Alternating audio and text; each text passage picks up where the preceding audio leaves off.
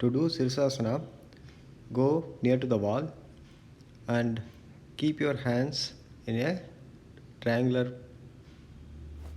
way where both the hands are clasped, and you can keep your head in between your hands.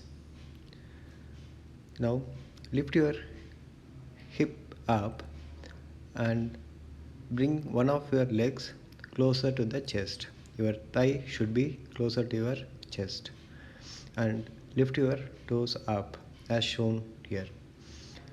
The reason for being closer to the wall is even if you fall back, you will be falling on the wall, and the wall is there to support you.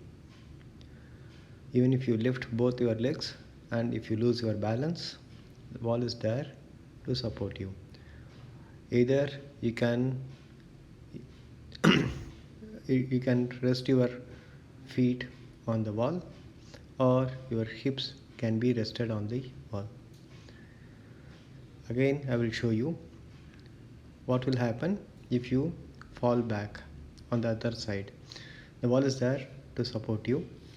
Your hip will be get rested on the wall, so you can be ready to fall on your back.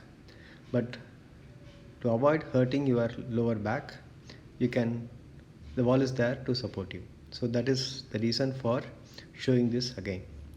For now, you can just lift one of your legs